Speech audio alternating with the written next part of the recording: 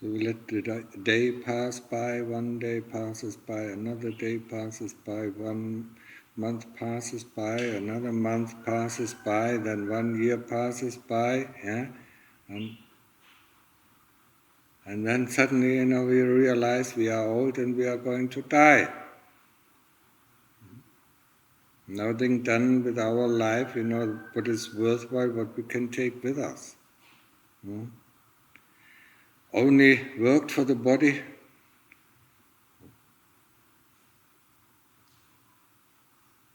And then we might realize, maybe there is something else that is valuable in this life. Maybe we should have looked a little bit more, not only 2 or 3 hours after our owner of the body, and trained him well. So,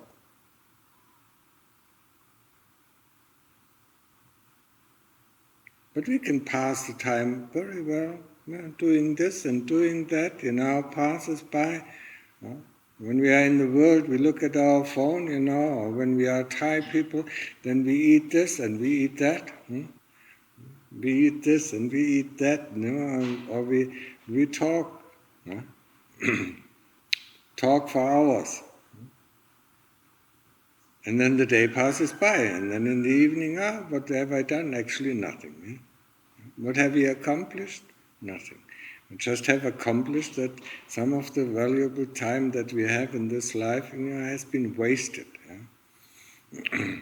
Or in other words, we call it killing our time, because we have so much on hand, we can't wait to die. Yes, monks? Yeah, we can't wait to die, so we kill the time. Everything is nice. When we are here in this monastery, what do we have to worry about, Really? Yeah? Nothing. Yeah? The food comes in the morning, we just sit down and eat, and then afterwards we get up, yeah? And then we should do actually our practice. But then it's too hot, and then we look for another place that is cooler, and then we look for another place that is cooler. If you do that, at least, do walk, walk with your mindfulness. Not looking around here, looking around there. Yeah, be concentrated on the Buddha or be concentrated on the breath. But people, when they walk, they don't put their eyesight in front of them, 1 meter, not looking left and not looking right. Pindapata, the same thing, arms round. That's how we waste our time, because all these sensations that come in, we constantly react to these sensations. There I see something, then I need to look again, what is it, then I define it, what it is, and then this sensation comes in, then I look, what is this, maybe it's a feeling, maybe it's a thought, maybe it's a memory, where does it come from? That's all not practice.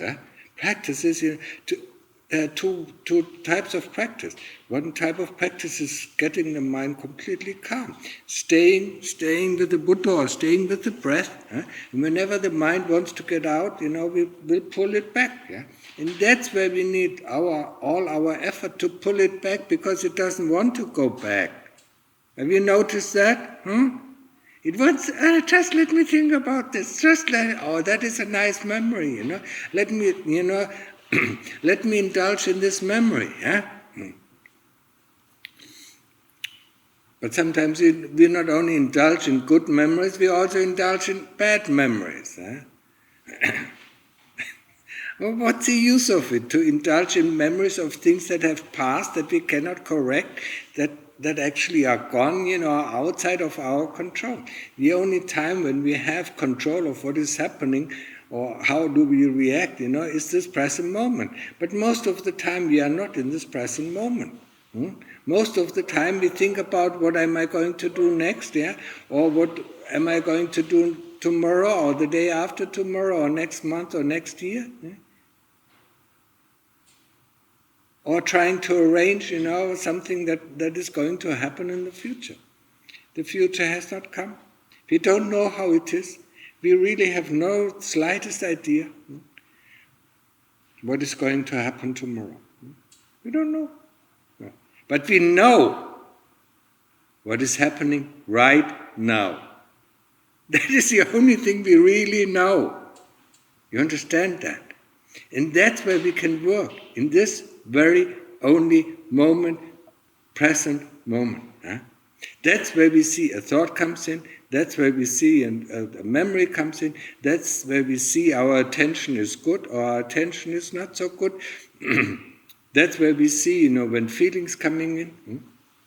That's when we see how our heart reacts towards all these sensations coming in.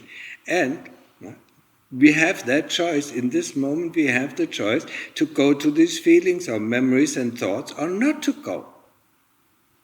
That is the choice that we have.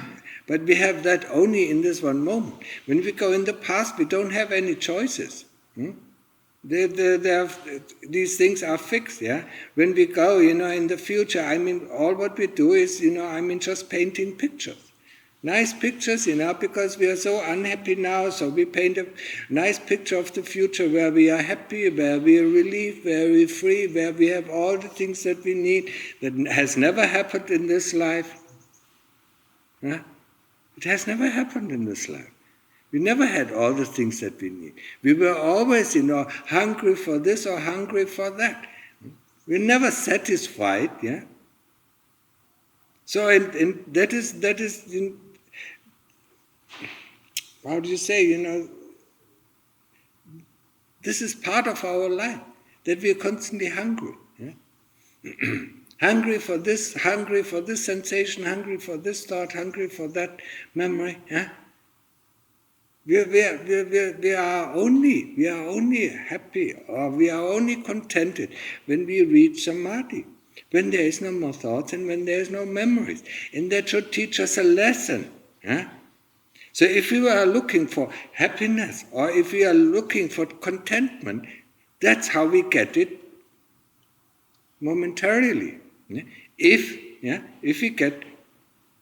we leave the thoughts and memories outside of our room of samadhi. That's how we get contentment, and there's complete contentment. At that moment when we are in samadhi, there is no wish to want anything, or to change anything, even if it is hot. Maybe the sweat is running down, but it doesn't really bother us. Maybe a mosquito is biting us, it really doesn't bother us. There's nothing what we want in this moment, because we are completely satisfied. And when we come out, then our thoughts and memories coming back, and then they create all this trouble that we constantly have. This I don't like, this I like, this I don't want, that I want, and so on, and so on, and so on. Only when we come out of samadhi, then we realize, the big problem at the moment, is our thoughts and memories that constantly tell us what to do, how to feel, what to expect and what not to expect. Actually, also in the training of samadhi, our expectations are the worst thing, that constantly hinder us, to get into samadhi. Oh, now it's coming, now it's coming. Who is saying that? Now it's coming. Just a little bit more. Who is saying this? We don't even realize it, that there is this, this voice, behind us. And instead of then, okay, there's a thought, let's go back to the Buddha, let's do the work, and the work, and the result of the work is samadhi. Whenever it comes, sometimes, like Lungta Mahabodhi said, sometimes it takes 11 hours, sometimes it takes 1 hour, sometimes, it takes half an hour, before it comes, but we have to do our work. That's why I like the simile, of digging a hole. As long as we dig, there will be a hole. If we start looking for the hole, then the hole disappears.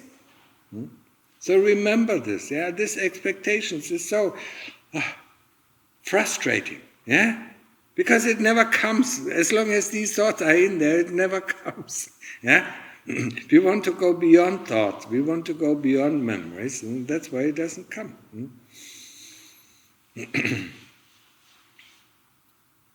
And put a little bit more effort in your practice, especially also the monks, don't waste your time. the precious time, and it is, we really have the best kind of life that one can think of if one has the intention of practicing. If one, of course, doesn't want to practice, then this kind of life is not so easy. Yeah, then it is difficult. But if we have really set our mind on the intention to practice, then this kind of life, it's perfect. The Lord Buddha saw it. He designed it for us. And then we do it. We don't have to worry about anything at all. We just have to worry about our practice. Yeah? And one part of the practice is getting the mind completely calm. Going into upachara samadhi or access samadhi, and seeing and feeling and experience this calmness, this contentment of the heart. And when you come out, just remind yourself, this is when I'm really contented. This is when I'm really happy. When there is no more thoughts and when there is no more memories. Right? When I come out of samadhi, the kilesas are already waiting at the door, And then they entangle us in all these sorts of things, and then we are not free again. And then they tell us, I need this, I need that, But before that, we don't realize, before that we didn't need anything. And this is something you have to remind yourself. When you're in samadhi, you don't need anything. And why do you need suddenly all these things when you come out? Why? I need to do this, I need to do that, and so on, and so on. I need to drink something, now I need to sleep or whatever. But before that, we didn't need anything. If it was hot, it was hot. If it was cold, it was cold. We didn't worry about anything at all. When we come out, it's too cold, or it's too hot, or let me take a shower, and so on, and so on. All these wishes, all this desire.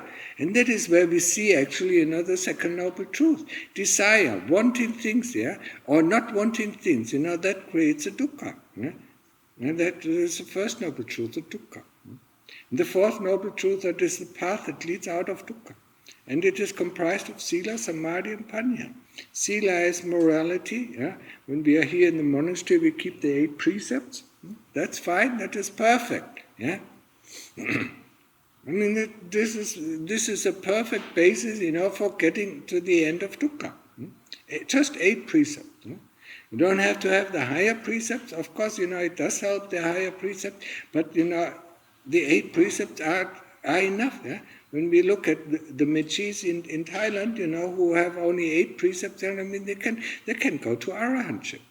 So we don't actually do need it, but it is helpful in a lot of cases. It is more helpful to have the higher precepts. But we don't need them. If we really intend on practicing, we really don't need them. So there's a sila. And samadhi is the ability to concentrate on one point. One point, be it the Buddha, or be it the breath, or in the beginning, if it is too difficult, breathing in with the Buddha, breathing out with the Do. Or if you don't like Buddha, then take Dhamma. Breathing in with the Dhamm, breathing out with the Mo. And so on. Or Sangho. Everything, a word that has 2 syllables. Let's just take, whatever you have faith in. If you have more faith in the Dhamma, take Dhamma. If you have more faith in the Lord Buddha, then take Buddha. But if you have more faith, in the community of all the arahants, then take Sangha. Whatever.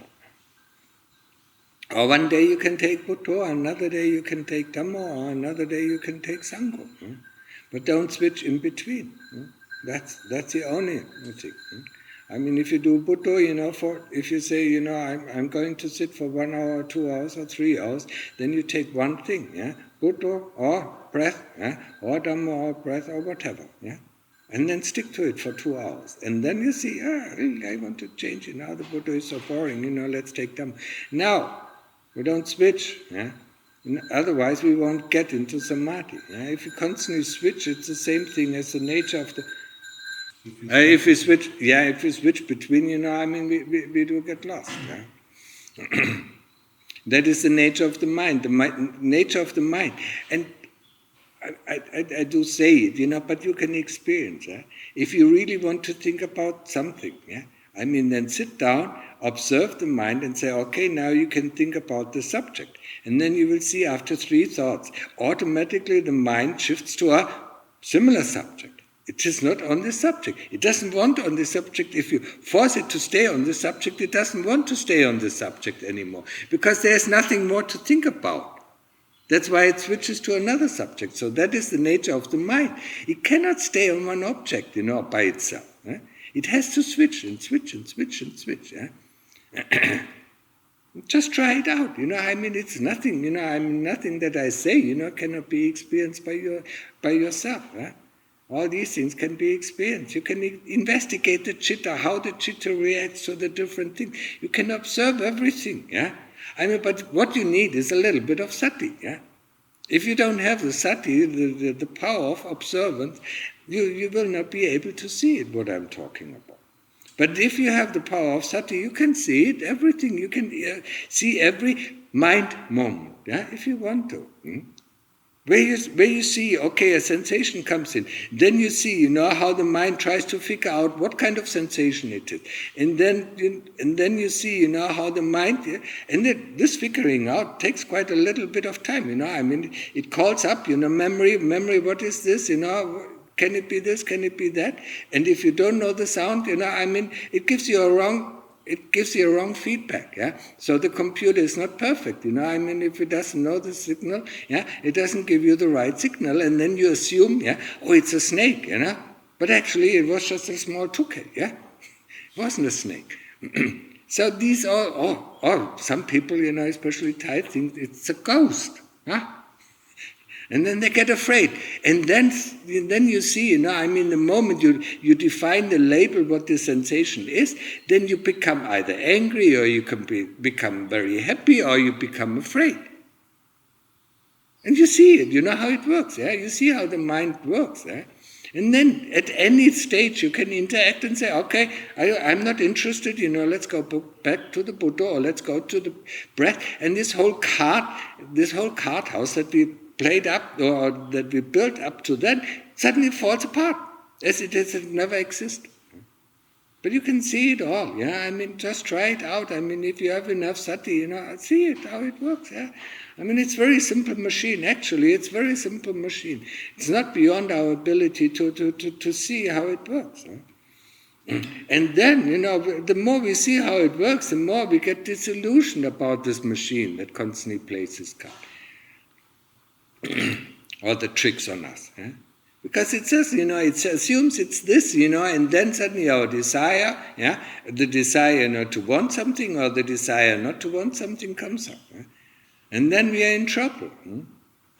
Because this desire is quite a hot feeling. Or if anger comes up, it is also a hot feeling. It makes us hot, It makes us uncomfortable. And then we see the results of the dukkha.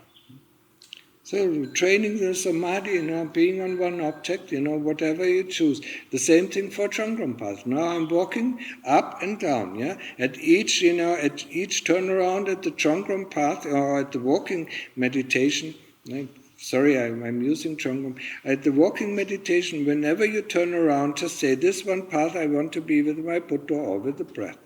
At the end of the path, just check, have I been? No. And in 90.5% of the cases, you have never been one path with the Buddha. It is very interesting. Only then, if you walk for 2 or 3 hours, then slowly it is getting better, and then suddenly, you actually also can enter upachara samadhi, where when there is no more thoughts and memories, and where there is just the Buddha, or just the breath. And if you're good, you actually can, sit aside and see the body walking up and down. And so, that's interesting, Well, who's walking there? While the chitta is outside and watching the body walk, That is upachara, that is a phase of upachara samadhi, One can experience it, but we have to walk, over all this tiredness, laziness, sleepiness, and so on. We have to walk through them. So sometimes we have to walk for 5 hours, 6 hours, 7 hours, or 8 hours, or sometimes only for 2 or 3 hours.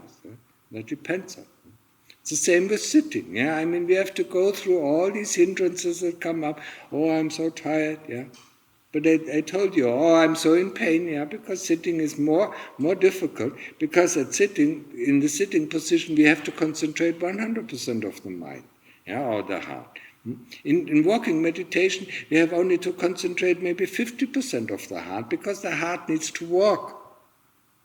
So that is an activity of the heart, or an activity of the chitta, and that's why it is easier to concentrate when we do walking meditation than when we do sitting meditation, where there's nothing moving, where the chitta has to be completely controlled to stay on the subject. And the third part, the thing that actually, delivers us to freedom or freedom from dukkha, is panya, is investigation. And the investigation starts with the body. What is the body? We have this body, we were born in this body, we will die in this body, so we assume we are this body. But what goes on into the next life? The owner of the body we don't even notice. It is the same thing, like I say quite often. When we are born in a car, when we die in the car, when we have never got out of the car, how can we not assume that we are the car? We have never seen the outside of the car. So that's why the Lord Buddha came, knocked on the window of the car and said, hey, get out. Look, see, you're not the car. And that is the investigation, to investigate that we are not this body. It is one of the essential things. It's actually the third fetter. When you look at the 10th fetter that binds us to the realms of rebirth, it is the third fetter, the belief that we are this body. And we have to undermine it. And this is a constant training. We are not this body. We are not this body. We have to take care of this body. That is for clear. That is sure. Because this is actually, this body, helps us on the path to deliverance. It is a vehicle. Just like we need in our world, we need a vehicle to drive from point A to point B. If it is more than 500 meters. This body is a vehicle, so we have to take care of it, just like we take care of our vehicle, of our car. And that's it, but that's it. And the rest, then we decide, and then we have to investigate that we are not this body. And it is very important, So look, cut it up, put it in front of you until there's nothing left on the seat, And then look at the parts of the body, and then try to determine which part of the body is actually the body, Is the liver the body? Is the intestine the body? Is the small intestine, the big intestine the body? Is the heart the body? Is the lungs the body? Is the brain the body? You can not only take on the whole head, carefully, put the hair of the head, on one side, the skull, and whatever is inside the skull, just place it in front of you and try to visualize it. And the moment you take it off, the body, that sits there and does this exercise, when you take it off, then you see it there, and it is not there sitting anymore on the seat. And you have to do that, and this is one way to do it. And you have to do it until it really clicks, until you really understand, until you understand, it's not the body, I'm not the body. There are body parts, and it has nothing to do with me. When I'm taking it on, yes, there's the body. But when I take out, there are only body parts. The Lord Buddha gave us a simile about the cart. When I disassemble the cart into its bits and pieces, into a plank, into a bolt and nuts and whatever, and wheel, and even the wheel disassemble it, where is the cart? There's no cart. They're just bits and pieces. Just like with the body, where's the body? They're just bits and pieces. And none of the bits and pieces are the body. So what is the body? That is an interesting question that you can investigate. What is the body? Until it clicks, that is the third fetter. What is the second fetter that we need? We need the first three fetters, in order to enter the stream, to cut them down. And the second fetter is the sila. I mean, when we are here in the monastery, we keep the 8 precepts. That's it. There's no problem, with the second fetter. The first fetter is a problem for some people. It's doubt. Doubt that they don't believe that there's a heaven or there are beings in heaven. They don't believe in hell or that there are beings in hell. Or they don't believe, in karma. And they don't believe in rebirth. That is a problem. That is the first fetter, and that keeps a lot of, especially the Westerners, away. They cannot enter the stream if they have these kind of doubts. Because when you enter the stream, you actually see reality, and you see it all, and you know it. It exists. It is there. Okay. Now to use your time wisely. Practice as much as you can, and a little bit more. If you think you can't do it anymore, then just do 10 more minutes. And every day a little bit more, and a little bit more, and a little bit more, until you get the hang of it. Once you get the hang of it, you don't want to stop. And it's amazing, every moment that you are,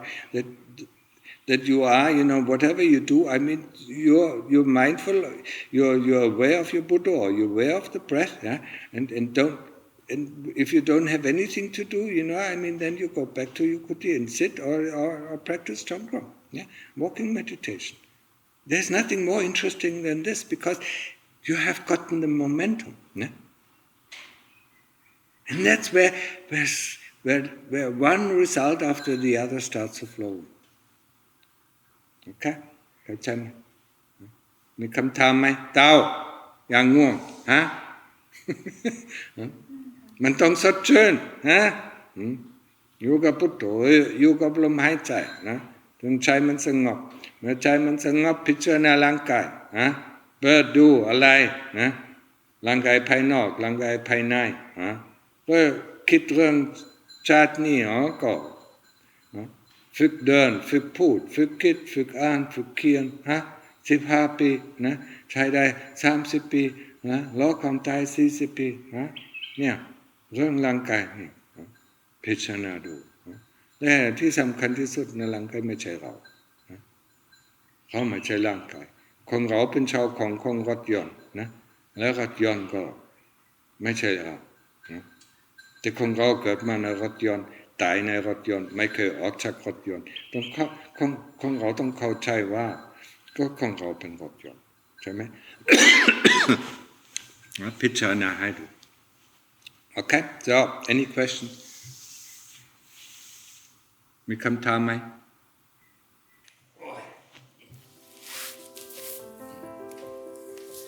Is it tennis?